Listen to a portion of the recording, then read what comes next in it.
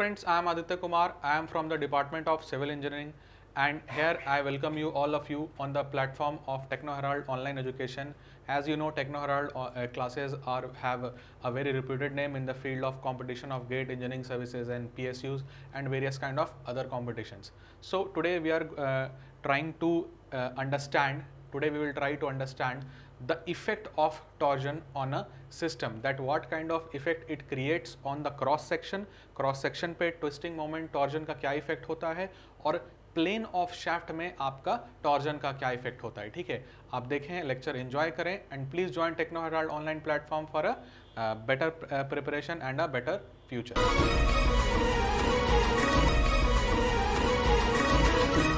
तो आइए दोस्तों देखते हैं हम लोग अपना इफेक्ट ऑफ टॉर्जन. ठीक, क्या टॉपिक है? टॉपिक तो सही है.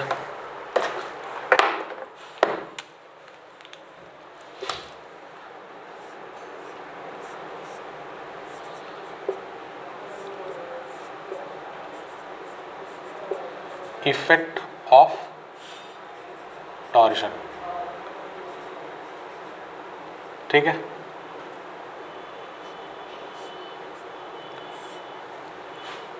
Effect of torsion. देखिए, पहला इफेक्ट जो होता है, it produces shear stress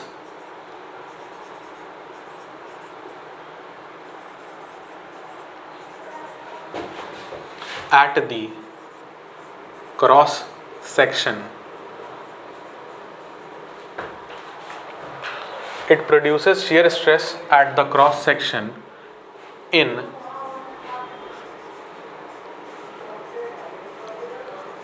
circumferential direction.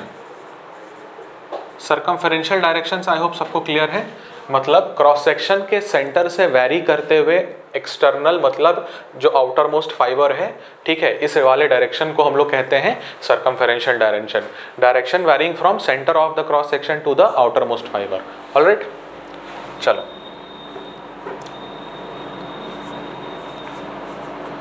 It produces shear stress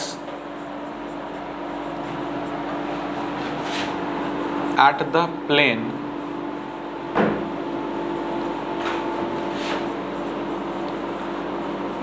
perpendicular to the cross section, perpendicular to the cross section in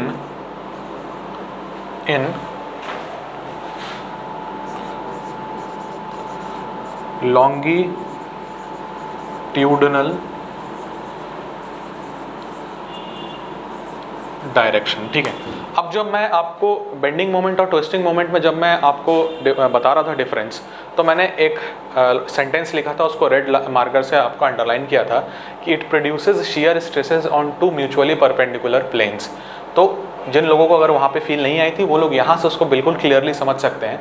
देखिए कैसे, एक तो आपका क्रॉस सेक्शन पे शियर स्ट्रेस आ गया, ये तो आपको क्लियरली पता चल रहा है. ठीक है, आपके सर्कमफेरेंशियल डायरेक्शन में. ठीक, एक आप क्रॉस सेक्शन लीजिए. ठीक है, मान लीजिए ये क्रॉस सेक्शन है. ठीक है, ये क्रॉस सेक्शन है. ठीक है, इसका परपेंडिकुलर प्लेन ये है. ठीक है, इसके प्लेन, तो इसमें भी आपका एक शियर स्ट्रेस जनरेट होता है ड्यू टू ट्विस्टिंग मोमेंट, और वो आपका लॉन्गिट्यूडनल डायरेक्शन में होता है. ठीक है, उसके लिए एक बहुत ही अच्छा सा डायग्राम मैं ढूंढ के लाया हूँ, जो कि आपको थोड़ा सा फील देगा कि मैं क्या बोल रहा हूँ.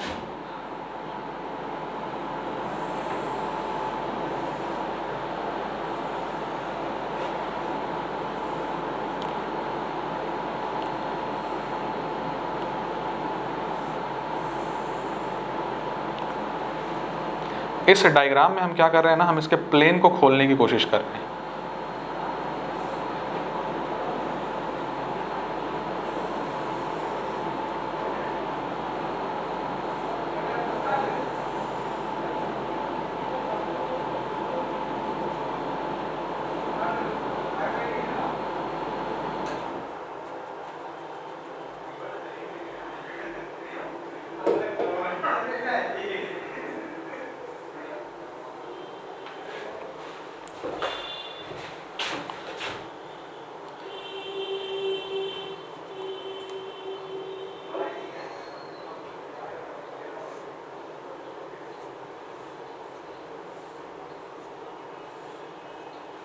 ठीक,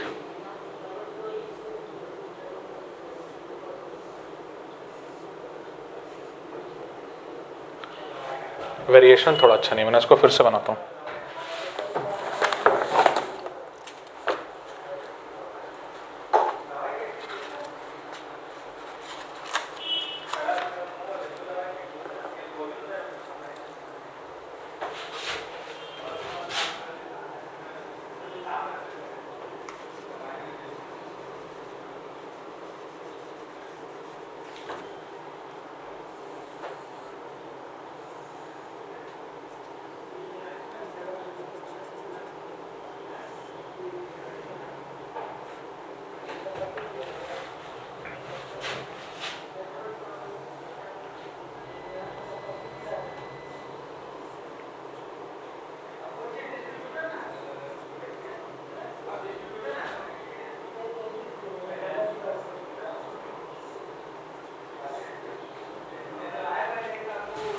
मतलब एक डिस्ट्रीब्यूशन यहाँ पे आएगा और ये बेसिकली हमने इस क्रॉस सेक्शन, इस प्लेन को शाफ्ट को खोला है हमने, ठीक है, शाफ्ट को खोलने की कोशिश करी है, ठीक है, और आपको दिखाई दे रहा है कि जो क्रॉस सेक्शन पे वेरिएशन है वो इस तरीके का है, maximum at the outer fibre और मिनिमम एट दी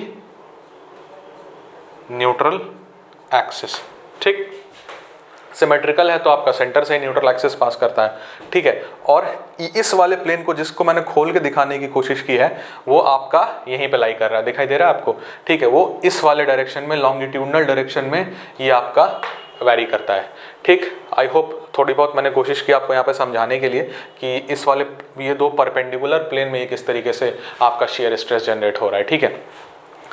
चलिए, तो ये दो आपके इफेक्ट हो गए टॉर्जन के, ठीक। अब देखिए इसमें दो तरीके के एंगल आपके प्रोड्यूस होते हैं। अब वो दो एंगल क्या है?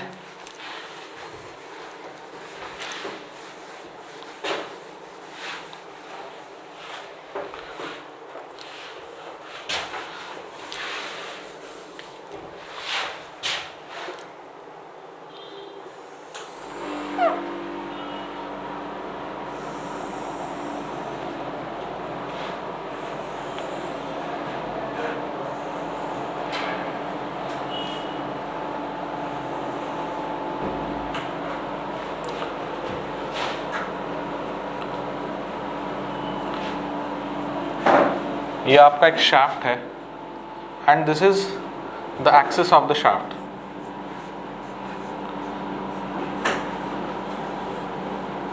ठीक।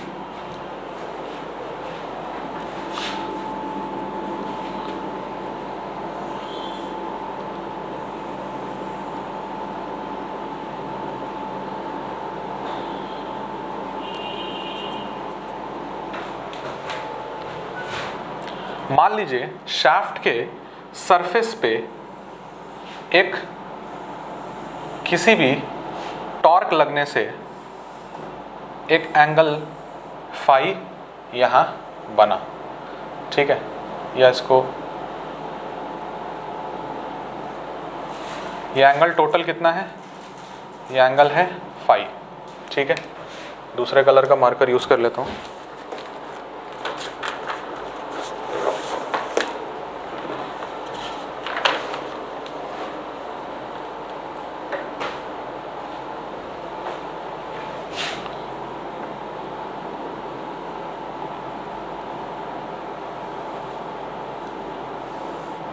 ठीक है, इसको नाम दे देते हैं ए और ए डैश। एक क्रॉस सेक्शन यहां पे लेते हैं,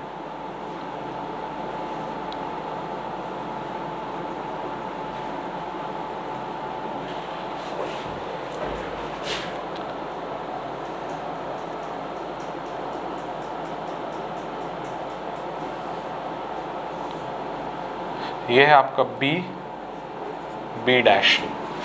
एक यहां पे ले लेते हैं,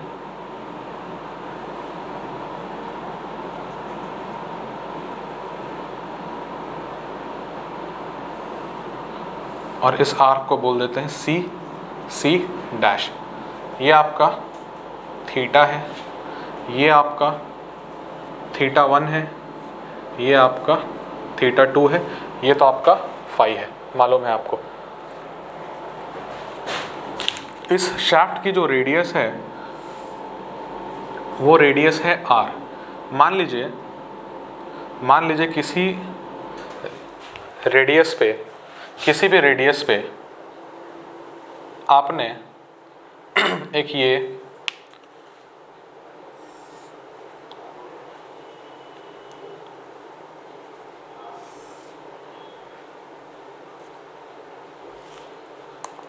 r रेडियस पे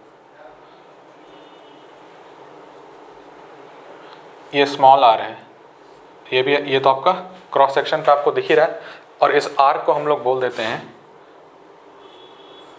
d डैश। ठीक है, तो डायग्राम आई होप सबको क्लियर है कि किस तरीके से हमने शाफ्ट को एनालाइज करने की कोशिश की है। ठीक, तो अब हम लोग करेंगे क्या इसमें, अब हम लोग इसमें करेंगे क्या कि हमें पता है कि आर्क ए डैश को अगर हम लिखेंगे, ए डैश को लिखेंगे तो इसको आर थीटा लिख सकते हैं क्या? ठीक, इसको हम लोग फाई के टर्म्स में लिख सकते हैं क्या? अगर इसको हम लोग L1 बोले, इसको L2 बोले और पूरे लेंथ को L बोले, तो इसको हम लोग L फाई लिख सकते हैं क्या? ऊपर वाले प्लेन से देखिएगा, ऊपर वाले प्लेन से देखिएगा कि इसको L फाई लिख सकते हैं क्या? ठीक, उसी तरीके से आर्क बी डैश को आर थीटा 1 लिख सकते हैं और L1 फाई लिख सकते हैं। उसी तरीके से आर्क सी डैश को आर थीटा 2 लिख सकते हैं, L2 फाई लिख सकते हैं। फिर आर्क डी डैश को देखिए, इसको स्मॉल आर्क थीटा लिख सकते हैं, ठीक, और L फाई लिख सकते हैं। मान लीजिए ये 1 है, ये 2 है, ये 3 है, ये इक्वेशन नंबर 4 है। ठीक है, ये सब तो मैथमेटिकल चीज़ें सबको पता है कैसे लिखा गया है ये। ठीक है, आप डायग्राम देख के आप ये समझ सकते हैं कि ये चीज़ कैसे लिखी गई है। ठीक है, चलिए, तो अगर हम थीटा की बात करें, थीटा की अगर हम बात करें, equation 1 from equation 1 theta is equal to आपका r तो नीचे आ जाएगा फाई अपॉन r और ये L, ऐसा लिख सकते हैं, कोई दिक्कत नहीं है। For constant phi and r, अगर आप फाई और r को अगर आप फिक्स कर देते हैं तो जो थीटा है वो is directly proportional to length. Very very important result, very very important result. Theta को क्या बोलते हैं हम लोग? थीटा को हम लोग बोलते हैं angle of twist, angle of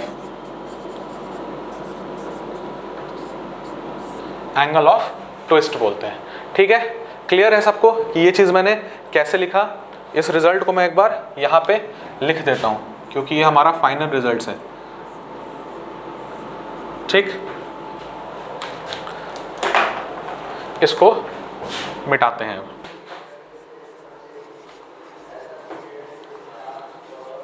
from equation 1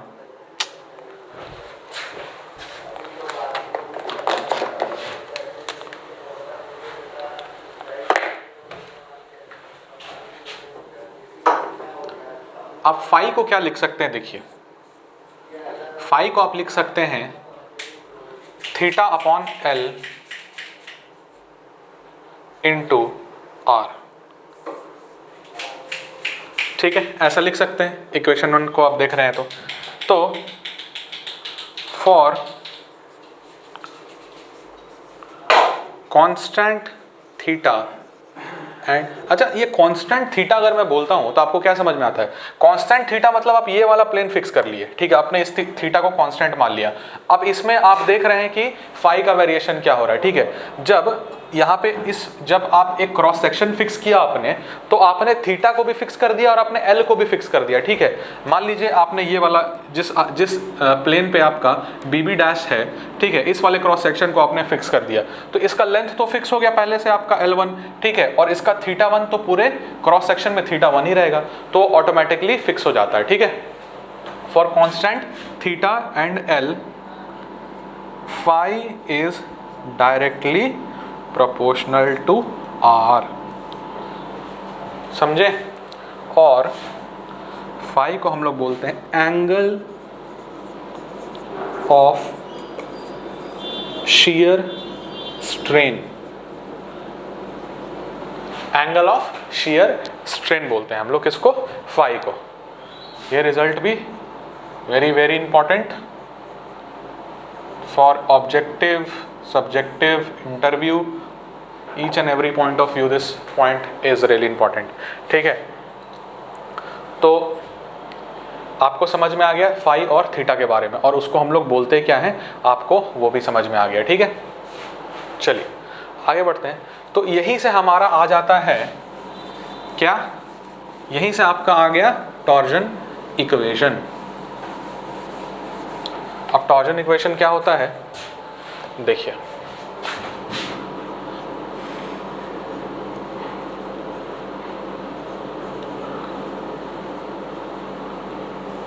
this is just analogous to bending equation, ठीक है। बेंडिंग इक्वेशन आपको याद है, m upon i is equal to sigma upon i upon e is equal to e upon r, बिल्कुल आप उसी analogous में torque upon ip आपका पोलर मोमेंट ऑफ इनर्शिया है, उसको मैं आपको थोड़ा सा डिटेल में भी बता दूंगा। शियर स्ट्रेस बाई आपका R हो जाता है, क्योंकि ये सर्कुलर क्रॉस सेक्शनल में वैरी करता है, तो R से वैरी करता है, ठीक है। इधर आता है आपका g थीटा अपॉन L, और ये जो थीटा है यहाँ पे this is angle of twist, ठीक, this is angle of twist. और जो फाई है आपका वो है आपका एंगल ऑफ शियर स्ट्रेन, ठीक है। तो ये है आपका टॉर्जन का इक्वेशन। अब इसमें देखिए T है आपका torque, twisting moment,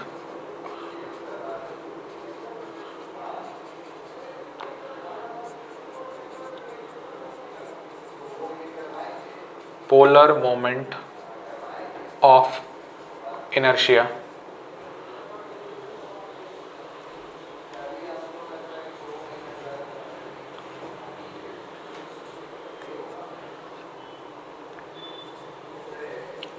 variation along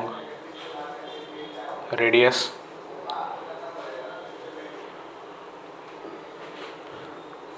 d है मॉडुलस ऑफ